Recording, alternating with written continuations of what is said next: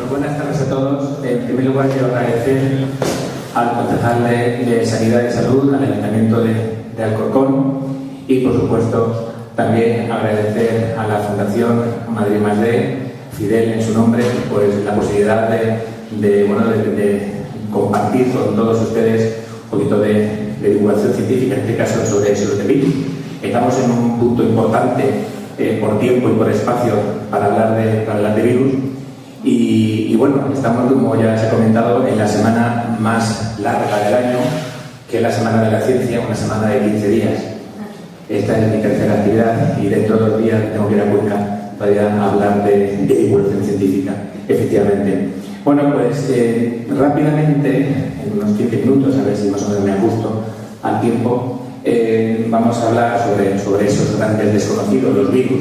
En muchos medios de comunicación se habla se confunde un virus con una bacteria, o algo mucho peor, un virus con un protozoo. Son cosas completamente distintas. En primer lugar, porque un virus, casi me voy a poner aquí, porque creo que hay más.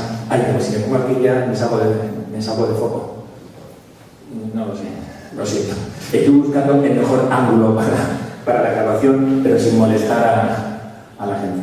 Bueno, como digo, para empezar hay que decir que un virus no es un ser vivo, no es un organismo vivo. Está en la frontera de lo vivo y de lo orgánico e inorgánico.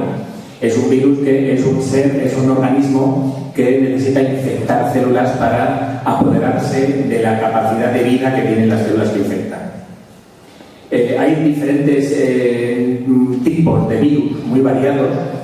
Su capacidad, su genoma, su molécula de la vida, al contrario que la nuestra, puede ser de ADN o puede ser una molécula más pequeñas de ARN que nunca en un ser vivo puede funcionar como genoma.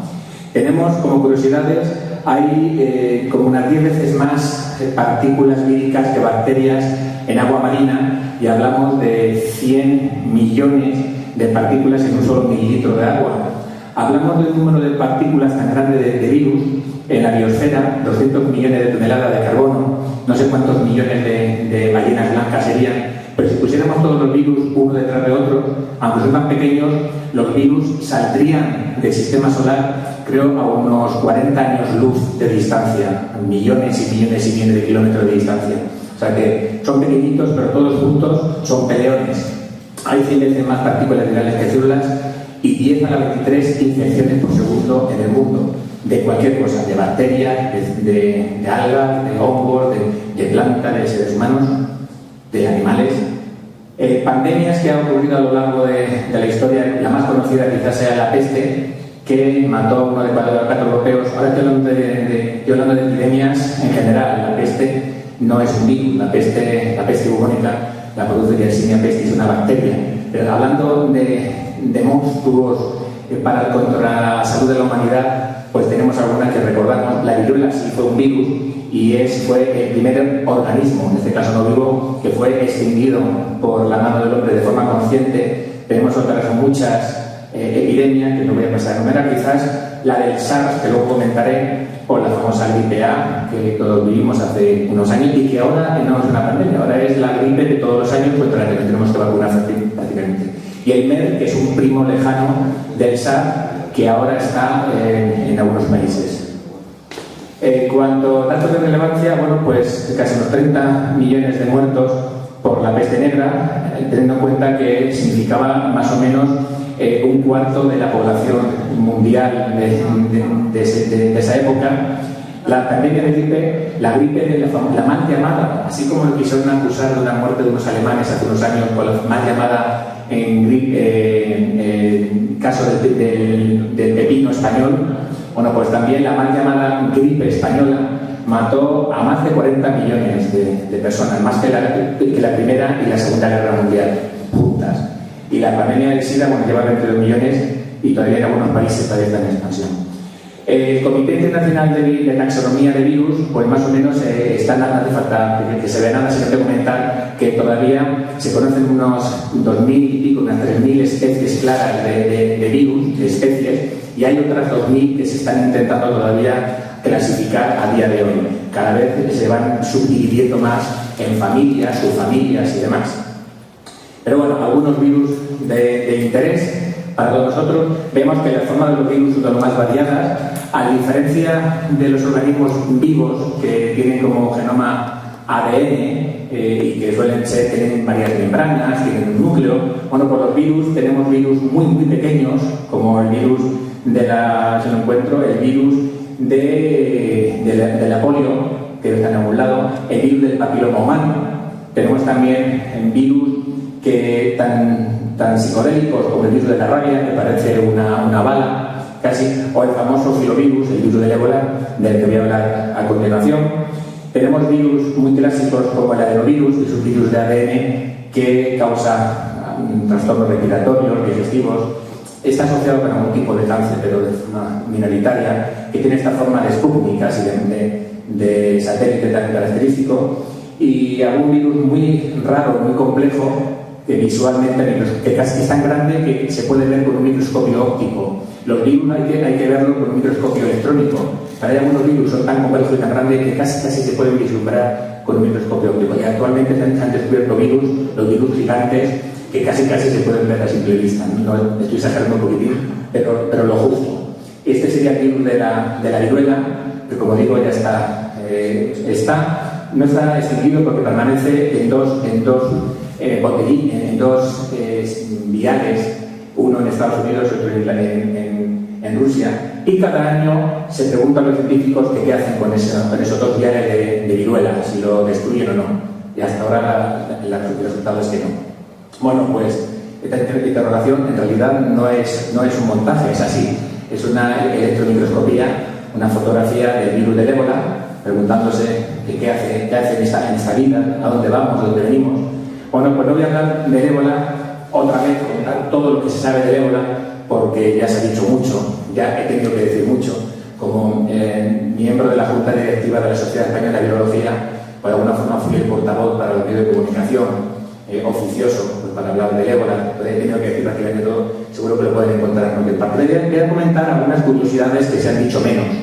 Por ejemplo, hay ciertas curiosidades que los científicos nos preguntamos, que los virólogos nos preguntamos, ¿y qué es lo que hace que solamente en el año 2014 se hayan dado 3 brotes de ébola en África, 3 brotes, cuando en los 20 años anteriores solamente se dieron 16? Y solamente en un año se han dado 3, uno de ellos el más grande de la historia, que es el que todavía está expandiéndose, todavía está lejos de invertir la tasa de infectividad. Se están descubriendo cada vez nuevas especies de la familia de los filovirus, que son la familia del virus del ébola. Hay un virus del ébola anterior al ébola que ya visitó Europa y mató otra vez a alemanes. No sé, oye, me ha dado a los alemanes, eso yo no quería ir cerca de Hannover, donde murieron los de la crisis de vino. Y es un virus también primo del ébola, que se llama virus de Marburg, y se llama así porque se caracterizó cuando mató a varios cuidadores de un centro de investigación por un mono infectado en la ciudad alemana de Marburgo. Bueno, pues ese fue del año 67. Y también se conoce un virus de familia del ébola en España, en algunos murciélagos se ha encontrado, que es el virus Yoyo. Todo esto es de un monográfico de la revista más importante en ciencia, una más importante que es la revista Nature, de hace un par de semanas. Se han visto cerdos infectados y ocurre una cosa curiosa, y eso podría ser peligroso. Lo mismo que ocurre con la gripe, que en un mismo cerdo podrían coincidir varios tipos de virus diferentes de gripe, combinarse y producir un virus diferente a los dos que entró, siendo pues, un virus más peligroso, como el virus del H1N1 del año 2009. Pues ha visto que algo parecido podría ocurrir con el ébola. Varias cepas diferentes de ébola podrían coincidir en un cerdo y producir una infección, producir una entidad infecciosa diferente a las que entraron. Y bueno, también se habla del posible niño de Guinea de 2 añitos que murió en diciembre de 2013 y que podría haber sido el niño cero, el punto de arranque de la actual pandemia, bueno, por querer buscar un culpable, ¿no? Aquí tenemos la zona caliente de los filovirus. Esta zona aquí es más propia del virus de Marburg. Aquí tenemos la zona clásica donde se descubrió cerca del río Ébola el virus ébola. Y actualmente vemos que ha viajado muchos miles de kilómetros hacia el oeste, hacia una zona nueva, aunque ya se ha llegado en el pasado algún caso, pero esta es una zona nueva desde la que, bueno, pues ya sabemos que en algunos casos ha llegado a Occidente, claro.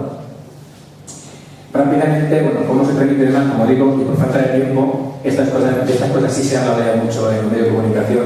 Básicamente se sabe que los murciélagos frutícolas que comen fruta son los reservorios naturales del virus o de muchos de los virus ébola. De aquí pueden pasar a través de sus heces o a través de fruta medio comida que se come otro animal, o de ellos mismos que pasan a ser la merienda de otro animal, pueden pasar a otros animales, y en algunos de ellos produce la enfermedad como en humanos, por ejemplo como en algunos monos, mientras que en otros animales como los perros o como los cerdos el virus puede ser asintomático, convirtiéndose ese animal o no, es lo que no se sabe, en un foco de infección para el humano.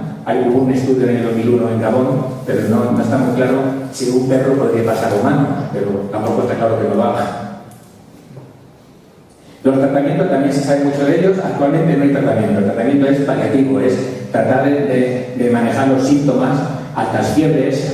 En el peor de los casos ya empezamos con las hemorragias, sobre todo si el virus ébola es el Zaire, es una cepa hemorrágica.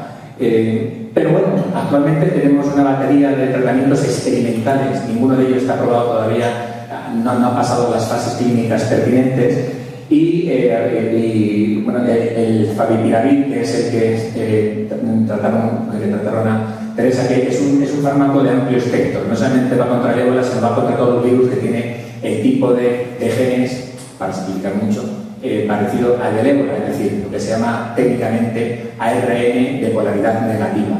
No hace falta que sepan lo que es, simplemente que esta, por ejemplo, sería un fármaco también potente contra la rubéola, contra la rabia, incluso contra la gripe. Y otros, como digo, y vacunas que se están experimentando, y si la pandemia o si la epidemia no se corta, a lo mejor se acortan los tramos clínicos de fase clínica y entra en fase experimental en campo, a lo mejor antes de lo que debería ser, en un año o mucho en un par de años, ya veremos. Pero hay otro virus preocupante. Ahora que la cortina del ébola desaparece, vamos a hablar de otros virus preocupantes que están entrando, en este caso desde el este. Tenemos aquí un mosquito muy conocido que, por cierto, acaban de publicar hace un par de días que han pillado a este mosquito en Andalucía, viajando en un coche. O sea, cogen taxi ya los bichitos estos para viajar de una parte a otra de España. En un coche de un pasajero o de un coche particular, viajó desde Cataluña, donde ahora es endémico el mosquito tigre, desde Cataluña hasta Andalucía. Y este mosquito, además de transmitir el dengue, una enfermedad vírica muy conocida, pues puede transmitir esta enfermedad chikungunya. ¿Qué es el chikungunya? Es un virus que se transmite por mosquitos, de ahí viene lo de artrópodos, con virus conducidos por artrópodos, de alguna forma de esta familia, primo hermano de la rubéola. El primer brote es en Tanzania, y el virus en Makonde, un dialecto de la zona de Tanzania, en Mozambique, significa hombre doblado. Y es porque el dolor que produce este virus a la gente infectada es tal que no te permite andar erguido, vas doblado por la calle. De ahí el nombre de chikungunya. Está en muchos países, se va extendiendo, como aquí se ve. Esta sería la zona endémica del virus normalmente, pero se ha extendido empezó con las colonias francesas de ultramar, y actualmente hay casi más de medio millón de casos posibles en la zona del trópico, y también se han dado casos ya en Italia y en Francia, además de contagio endémico. Porque si tenemos el vector, que es un mosquito, y tenemos a alguien que puede venir infectado de la zona del este con el virus, el mosquito pica a esa persona, chupa su sangre con los virus, luego pica a otra persona y le puede transmitir el virus. Por lo tanto, tenemos una pandemia, un posible brote, que ya veremos que termina, preocupante. Pero vamos a tranquilizar a la población. El virus no suele ser mortal, solo en casos muy extremos el virus es mortal, aunque fastidia bastante. Durante las 2 o 3 semanas que dura la infección, los dolores son fuertes, dolores, náuseas, altas fiebres, cansancio. Se confunde mucho con el dengue, y de ahí viene muchas veces la dificultad para caracterizarlo, para diagnosticarlo. Pero como digo, no suele ser mortal. Aquí tenemos todo lo que provoca: fiebre alta, dolores severos, erupciones en la piel, dolores de cabeza, muscular, fatiga y náuseas. No hay tratamiento, no hay vacuna de momento, y como digo, lo único que hay que hacer es prevenir un poco la transmisión de su vector, de su taxi. El taxi es el mosquito, El mosquito vive en zonas de aguas estancadas. De hecho, vino desde el este. Se supone que vino en ruedas de camiones que transportaban ruedas. En el agua de lluvia acumulada en esas ruedas que eran transportadas en camiones que transportan ruedas, pues ahí, al parecer, el mosquito pues empezó a criar. Y de ahí llegó a San Cugat, ¿lo digo bien? A San Cugat del Vallès, algún catalán que me corrija. Y de ahí el mosquito se supone que en cada generación se va extendiendo unos 100 metros. Ya está por toda la zona noreste de España, y por lo que se acaba de descubrir también puede estar en Andalucía el mosquito. Y si está el mosquito y el cambio climático hace cada vez que no más temperatura y se encuentra el mosquito con el virus, pues ya tenemos un posible agente infeccioso nuevo. Y dos viejos conocidos que ya no serían virus emergentes, sino que serían, por desgracia, virus re-emergente, virus que ya lo dábamos por erradicado. De hecho, quizás los más jóvenes de la sala, que no hay muchos, no nos vamos a engañar, ya tenemos aquí ya todos unos años para saber lo que es la poliomielitis, ¿verdad? Bueno, pues la poliomielitis era una enfermedad, para aquellos amantes de la no vacuna, que sepan que esto era muchas salas de hospitales españoles a mediados del siglo pasado, cuando el virus de la poliomielitis producía una poliomielitis vulvar e inactivaba prácticamente todo el sistema muscular de cuello hacia abajo, te dejaba inválido, y tu única posibilidad de ver el mundo era a través de un espejo que te colocaban en estos pulmones de acero. No en el mejor de los casos, el mejor de los casos es pasarlo y ya está, pero menos grave, por supuesto, que esta parálisis vulvar estaba la de las extremidades, que esa imagen casi todos la hemos vivido de pequeño, algún vecino, algún amigo o algún hijo de algún vecino y tal, pues seguramente lo conocían. Bueno, pues este virus, la vacuna eficiente que había de Salk y de Sabin en los años 57 y 62 respectivamente, prácticamente eliminó el virus de la Tierra, salvo en algunos países como Afganistán, India, a ver si se ha eliminado, Nigeria y Pakistán. ¿Por qué? Entre otras cosas porque en Afganistán matan a los sanitarios que van a poner la vacuna. Dicen que son espías de la CIA y suelen matarlos, entonces como que tienen problemas para inmunizar ahí. Y ahora lo que está pasando es que con los yihadistas que están yendo a Siria a combatir en las guerras estas no son talibanes, del pueblo, ¿cómo se llama? El pueblo talibán o el pueblo independiente islámico, la IP, pues están llevando al virus a las puertas de Europa nuevamente, cuando en principio ya tendría que estar prácticamente extinto. La peste porcina africana, lo que tenemos que tratar, y algo más todavía, los que hemos sido migrantes, como fue mi caso, que yo me crié, como he contado ya 2 veces, casi la tercera, en el norte de Alemania, en Hannover, hijo de padres inmigrantes. Bueno, pues sabemos lo que es viajar a Alemania en autobús y que al llegar a la frontera alemana, te paran en autobús con perros y demás, no para buscar droga, no para buscar armas, no para buscar, no sé, tráfico de humano, no, para buscar derivados del cerdo, para buscar jamón, para buscar embutido, porque la peste porcina africana, que era endémica en España, nos prohibía exportar derivados porcinos, aunque me decían que Helmut Kohl se llevaba los jamones en las valijas diplomáticas directamente y no pasaba ningún control. Pero bueno, aquí tenemos las zonas endémicas para el virus, que poco a poco fue desapareciendo. En el año 90 se dio prácticamente por erradicado. Bueno, pues ahora nos viene de donde no nos dejaban ir. Ahora nos viene desde el este. Se sabe que en el Cáucaso se han descubierto brotes de peste porcina en Ucrania, y desde el Cáucaso empieza otra vez el virus a expandirse por el tráfico ilegal de animales y amenaza nuevamente Europa. También hay que tener cuidado con esto. Y ya finalmente hablar de un virus que iba a ser la pandemia de todas las pandemias, el SARS, síndrome agudo respiratorio severo, del año 2003, creo recordar. Empezó a matar en Pekín muchos habitantes, y de Japón, fuera de Japón, pues se dieron algunos casos esporádicos por todo el mundo, pero gracias a una gran labor de vigilancia epidemiológica, un año más tarde ya nadie se acordaba del SARS, salvo un pobre niño estudiante canadiense que se infectó accidentalmente en el laboratorio y creo que murió, quiero recordar. Bueno, pues nos hemos olvidado del SARS, pero no del todo, porque en el año... lo pongo en algún lado. En el año 2012-2013 empezó a reaparecer algo parecido al SARS. Es un coronavirus. Este virus es curioso porque tiene unas espículas que parece una corona, y de ahí el nombre coronavirus.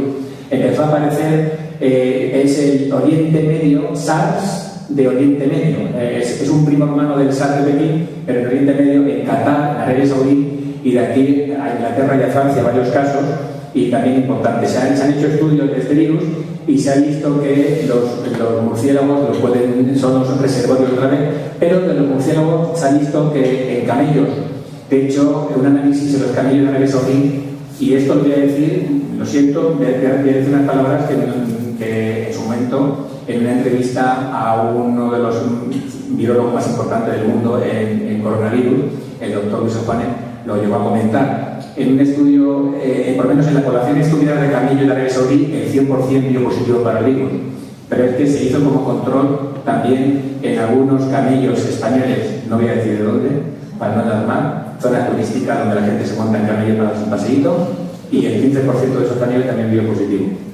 Pero bueno, en cualquier caso, de momento parece que los casos están más o menos siendo controlados, pero también es un brote vírico que hay que tener presente. Aquí tenemos, y ya está la última, que esta no afecta a humanos. Esto hace un par de años, los medios de comunicación y los virólogos nos alarmamos por la aparición de un virus de nombre que solamente yo y algunos como yo lo podemos decir, porque para eso hemos nacido y nos hemos criado en Alemania, Schmallenberg virus, en realidad, alemán. Pues esto viene del pueblo que se llama Schmallenberg, un pueblo pequeñito donde veían que morían vacas, ovejas, y además parían prácticamente progenie muerta y de esta guisa. Bueno, pues es un virus que también está estudiándose porque es un virus emergente que hace 5 o 6 años no se sabía nada de él. Y ahí continuamos. Algunos virus están erradicándose, otros virus están estudiando y finalmente otros virus están emergiendo y otros virus están reemergiendo. La vigilancia, los centros de vigilancia epidemiológica, creo honestamente que funcionan, a pesar de que puedan encontrarse fallos de protocolo puntual y tal, creo honestamente que están funcionando correctamente. Se comprobó con el SARS, se comprobó con el virus del H1N1 y yo creo que se está comprobando en mayor o menor medida también con el ébola. Y ya finalmente, pues agradecer a las personas que hacen el laboratorio que me pueda dedicar a otras funciones, además de dirigir tesis, como Raquel Bello Morales, que fue la directora científica del laboratorio hasta que la pobre, por falta de presupuesto, tuvo que irse por una competencia. Ella sueña con volver otra vez al hogar que la vio nacer como científica. A ver si es posible. Antonio Crestillo, está a punto de leer su tesis y bueno, luego aquí tenemos una serie de colaboradores, muchos de ellos pues muy conocidos también en el ámbito de los virus emergentes. Aquí tenemos a uno de mis libros de también de divulgación científica y este es el último de ellos, donde pues también curiosidades sobre virus alguna está salpicado a lo largo del libro. Muchas gracias.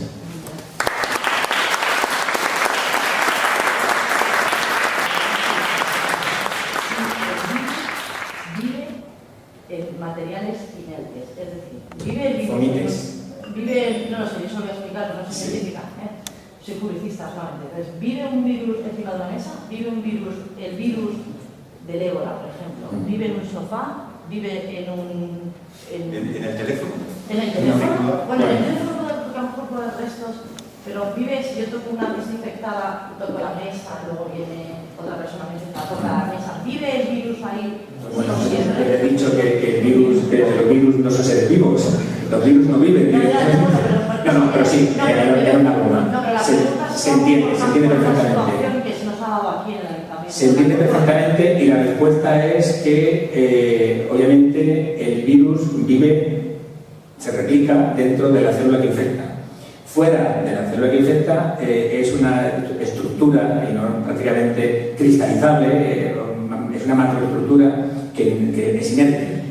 Y es inerte y es muy lábil, significa que se desactiva muy fácilmente. Se puede desactivar para el virus del SIDA, del ébola, perdón, se le daba una viabilidad en torno en el mejor de los casos, al par de horas. ¿Qué significa eso? Significa que efectivamente el virus se puede acumular, depende, la palabra mágica es la carga viral. ¿Cuánta carga viral tiene la persona que transmite ese virus a objetos inanimados? Vamos a ponernos en el caso concreto, que todos estamos pensando cómo se contagió nuestra querida enfermera. Bueno, pues obviamente el paciente, que creo que fue el segundo, no fue el primer jesuita, se contagió del segundo jesuita. Pues en el momento de la muerte es el momento en el que tienes más alta carga viral, lógicamente, ahí ya fallece y a partir de ese momento ya la carga va bajando porque el virus se va inactivando. Pero en ese momento, pañales, sábanas, toallas, todo lo que quiera tocar, material hospitalario, quirúrgico, todo puede contaminarse con alta carga de virus. Dicho esto, dentro de esos cuartos de contención donde hay una persona, un foco infeccioso tan importante, ahí sí hay peligro real de infección. Pero ahora vamos al caso que nos está preocupando. No vamos a poner nombre a nadie, una persona que se ha contagiado. Obviamente al principio la carga viral es insignificante, está por debajo del umbral de infectividad que se llama, no es infecciosa. De hecho los americanos ni siquiera lo siguen a esos pasajeros en los aviones. Empiezan a ser potencialmente peligrosos cuando ya tienes síntomas que cuando tu carga viral es alta. En ese momento, ¿qué pasa? Puedes tener fiebre. Si tienes fiebre, puedes sudar. Si suda es fácil, sobre todo si te tocas los ojos, te tocan las mucosas, que es donde puede haber carga viral, no a través de la piel. El virus no sale por los poros, por lo menos al principio de la infección. El virus infecta las células que cubren los vasos sanguíneos, las células endoteliales de los vasos sanguíneos, y las rompe, y de ahí vienen las hemorragias cuando el virus es hemorrágico. Infecta hepatocitos en el hígado, infecta fagocitos, macrófagos. Entonces ahí vamos a poner la mano aquí encima, estamos infectados con alta carga viral, entonces ahí estamos dejando, probablemente podemos dejar alta carga viral. Si en ese momento yo hago eso y hay un truco, y es que para que yo tenga una carga viral tan alta suficiente para que esto sea realmente una transmisión efectiva, yo tendría que estar tan enfermo que me iba a impedir haber llegado a esta sala. O sea, que una persona que ya es realmente infecciosa no va en el metro leyendo el periódico, ya directamente está en su casa porque no se puede mover. Pero vamos, en África ocurre eso, porque en África tienen que trabajar, porque si no trabajan no comen y van a trabajar arrastrándose como pueden, y si son infecciosos muchos de ellos. Hago esto así, en ese momento viene otra persona, hace así, no pasa nada, si ha conseguido no se toca la boca, las entradas de los virus, que son las mucosas, o si tiene microheridas en las manos, a través de la piel el virus no, se ha demostrado que no va a entrar. Tampoco se transmite a través del aire. Pero no es un virus que transmita en aerosoles. Vamos a ver, si tengo una carga viral fuerte y tengo una persona a menos de 1 metro y toso, pues podría ser. Y no se transmite a través del agua. ¿No se transmite a través del agua? No, pero si tengo una carga viral alta y bebo un vaso y en ese momento apague y bebo ese vaso, pues podría ser. Quiere decir que las probabilidades cero, el riesgo cero no va a existir, no existe nunca. Pero la probabilidad de que se contagie a través de objetos inorgánicos, estamos hablando, desde luego, y lo voy a decir, que vengan gente 5 días después de que la persona estuviera en el hospital a desinfectar una casa, fue un acto más placebo que real. Eso es así, porque 5 días más tarde no hay ya virus en ninguna parte. Sí es cierto, y aquí tengo un periodista, yo no soy periodista, pero soy jugador, y a veces me llaman periodista, que me ofendo, yo tranquilo, como periodista yo tan a gusto, pero no estudio periodismo, soy biólogo molecular. Y hay un axioma más o menos que se cuenta medio de broma, y yo diría medio en serio, porque además uno de esos axiomas casi me cuesta mi puesto de trabajo en periodismo, y es que no dejes que la realidad te estropee un bonito titular. Y los periodistas, los medios de comunicación, están para vender. A veces el nivel de honestidad se modifica. Te comentaba que los políticos estaban para vender, para ganar elecciones, espero que no todos utilicen la deshonestidad para hacerlo, como comentaba. Pues sí, pues esto ocurre, y a mí en un momento en el que el virus con el que estábamos estudiando era alto secreto, se quería vincular con alguna neurodegeneración, se filtró un medio de comunicación que me conocía, que sabía que era biólogo, fue a verme, empezó a hacer una serie de preguntas, en un momento se dijo nada de virus, pero en un momento determinado sabía que algunos organismos podían estar implicados y tal. El titular del día siguiente del periódico ese, que ya no existe ese periódico, por cierto, era biólogos españoles estudian la causa clínica del Alzheimer. Vino mi jefe y me dice que había hablado de los periodistas y casi me cuesta el puesto de trabajo. Luego se compensó sacando reportajes donde nos poníamos bien como investigadores. Lo que decir que es cierto que me pido yendo a Oviedo cuando me llaman por teléfono para decirme que si puedo hablar sobre el ébola y tal, que soy miembro de la Junta Directiva de la Sociedad, que todo el mundo ha dado mi nombre, y yo digo, hombre, hay gente, enfermedades emergentes, incluso tenemos un miembro que es miembro de la Red Europea de Enfermedades Importadas, como es el Juan García Cuesta y tal. Me dijeron que ni nadie quería hablar, no sé por qué, nadie quería enfrentarse a los medios en esos primeros momentos. Y yo como biólogo, digo, quizás porque soy como el niño pequeño que veía al rey desnudo y lo decía, el rey está desnudo, y inocente de mí, pues a partir de ese momento de alguna forma sí me convertí. Pues no sé si me gusta mucho los medios de comunicación, me gusta mucho la comunicación. Entonces tenía esa dualidad onda corpúsculo, periodista científico, que me llevó como colaborador de Radio Nacional pues en todos los programas donde colaboraba, en Aún Vigilante, quizás uno de los mejores programas de divulgación científica en lengua castellana, y propio programa de Probeta, pretende también estar ahí, en Radio Exterior, en Marca España, pues ahí empezamos a dar información verídica. Y luego me llamaban ya, casi como científico, me llamaban a otro medio de comunicación y me llamó la atención lo que comentaba del momento en el que Teresa parecía que se iba a recuperar. Algunos virólogos ya sospechaban que era muy raro que simplemente un suelo hiperinmune fuera capaz de bloquear constantemente la infección por el ébola, porque es un tratamiento pasivo que el virus se sigue replicando. Sospechábamos que aquello iba a ser, pero bueno, la idea era dar tiempo al sistema inmune de Teresa para que su sistema inmune se recuperara la infección, no que un tratamiento pasivo externo lo hiciera. Como comentabas antes, no se sabrá si Teresa venció el virus porque el sistema inmune lo ha vencido o porque los fármacos lo han hecho. Bueno, pues en el momento en el que parecía que había un bache en su salud y tal, algo que me chocó porque como científico periodista no lo he vivido y de repente lo viví como científico, como me chocó una llamada de un medio importante, no sé si el mismo que dio noticia de la muerte, me llamó para decirme directamente que puesto que lo más seguro que muriera sería Teresa, que se me comprometía a ir en el plató esa noche para hacer un especial ahí con una serie de expertos y tal. Sentí unas sensaciones extrañas, pero tuve que comentar, pero me está diciendo que me comprometa ya a ir a un plató para hacer un debate en directo sobre una muerte que todavía está luchando por su vida. No sé hasta qué punto estamos, en qué parte de la frontera de la ética se está, pero es cierto, y sé que lo vas a decir, es cierto que si eso se deja para el día siguiente ya no es noticia. La noticia es en el momento en el que hubiera fallecido un paciente, pues tener ya el informativo esperando ya, porque no se puede improvisar una mesa redonda de una hora para otra. Pero todos los periódicos tenemos una pila así de obituarios de la gente que está a punto de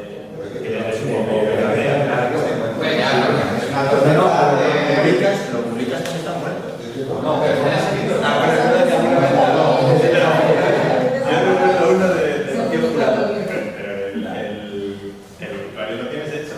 Lo hago, pero cuando se ha muerto. Claro, cuando se ha muerto. No, cuando se ha muerto. Mira, una para hablar esta noche en directo, hombre, sí. Claro. Sí, pero la pregunta era como se va a morir, como obviamente todo indica que se va a morir, me gustaría tener su compromiso con nuestro medio, antes de que llamen de otros medios,